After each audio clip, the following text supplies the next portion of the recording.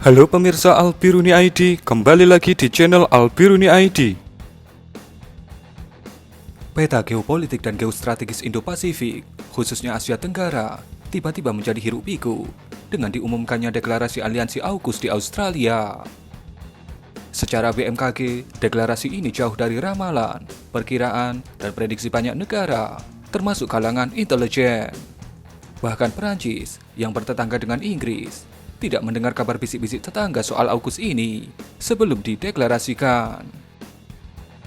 Maka, ketika Perancis akhirnya tahu soal deklarasi AUKUS, Perancis marah besar dan merasa dikhianati.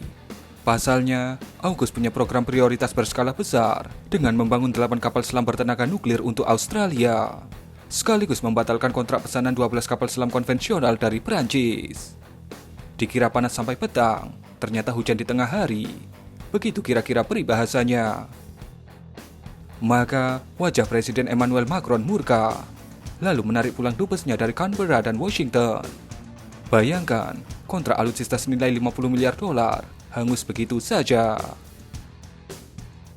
Menghadapi kekuatan raksasa ekonomi dan militer Cina yang semakin menggurita, Australia bersama Inggris dan Amerika membuat strategi militer out of the box. Tidak tanggung-tanggung, Canberra sedang merancang benteng pertahanan berbasis preemptive strike and long pass untuk menghadapi militer Cina. Membangun 8 kapal selam nuklir, menempatkan Tomahawk cruise missile di kapal perang destroyer Hobart class, dan melengkapi armada jet tempur stealth F-35 dengan AGM-158 JASSM, alias peluru kendali jarak jauh dari udara ke darat. Padahal, benua selatan itu sejatinya tidak berhadapan langsung dengan teritori negeri tirai bambu, bahkan termasuk perairannya.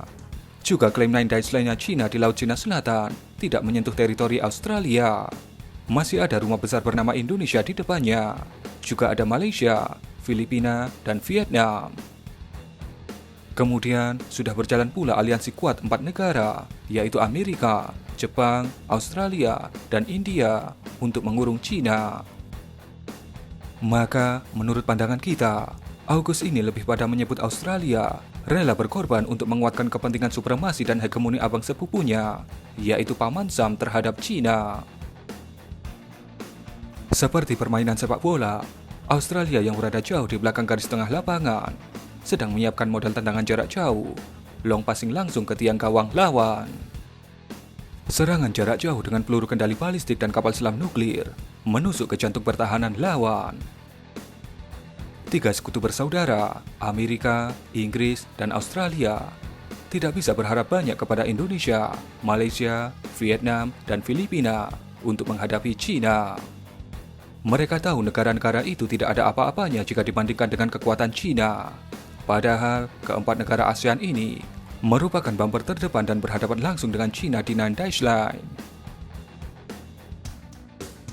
Salah satu skenario pilihan AUKUS dalam letusan hebat konflik LCS jika terjadi adalah dengan melakukan counter attack terhadap serbuan militer Cina di LCS yang lebih dulu menyerang keempat negara ASEAN. Namun, bisa saja pembentukan poros militer AUKUS ini sebagai salah satu formula diplomasi militer, sebagai kekuatan penggentar terhadap Cina, sehingga tidak berani memulai konflik terbuka di LCS. Termasuk juga dalam rangka menguatkan supremasi militer Amerika sebagai kekuatan nomor 1 yang belakangan ini mulai dikejar oleh Cina.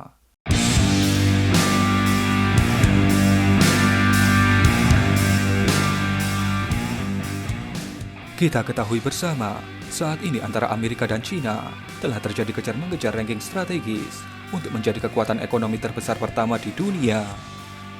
Perang dagang di berbagai sektor sudah terjadi dan sangat vulgar.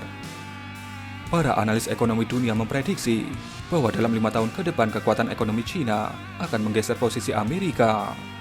Jadi, aliansi AUKUS ini merupakan bagian dari pertarungan mempertahankan supremasi dan hegemoni secara ekonomi dan militer.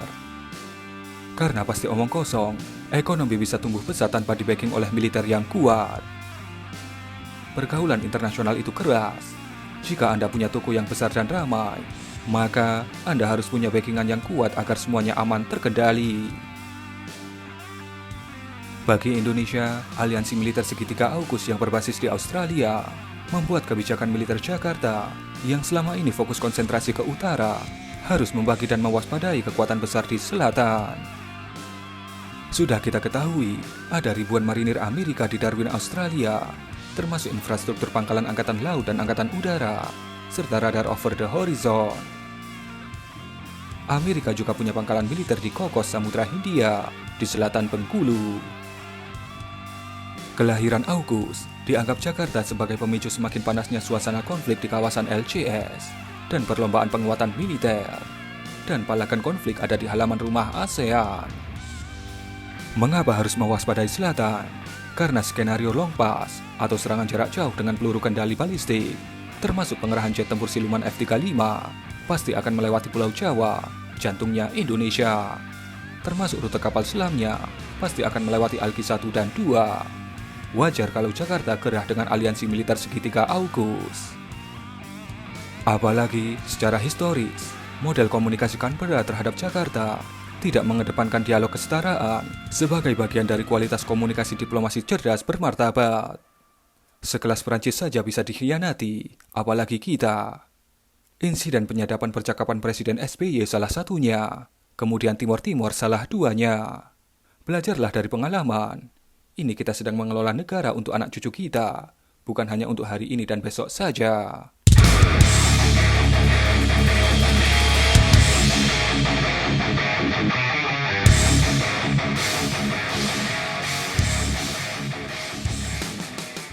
Kedepannya, kita harus lebih mencermati secara tekun setiap perubahan yang bisa menimbulkan konflik terbuka di kawasan ini. Kita perkuat militer kita secara terukur dan berdasarkan kebutuhan pertahanan nasional. Program besar mendatangkan 16 kapal perang Heavy Frigate, 36 jet tempur Rafale, 12 jet tempur F-15 Eagle, 6 Hercules, 4 kapal selam, ratusan peluru kendali berbagai jenis, dan lain-lain adalah bagian dari mengukur kekuatan sendiri untuk pertahanan teritori. Dalam diplomasi militer, perkuatan pertahanan sekaligus untuk menjaga perdamaian di kawasan ini, bukan semata-mata untuk ngajak berkelahi. Jadi, memperkuat militer itu untuk antisipasi agar tidak saling berkelahi. Dan kalau diajak berkelahi pun, kita siap.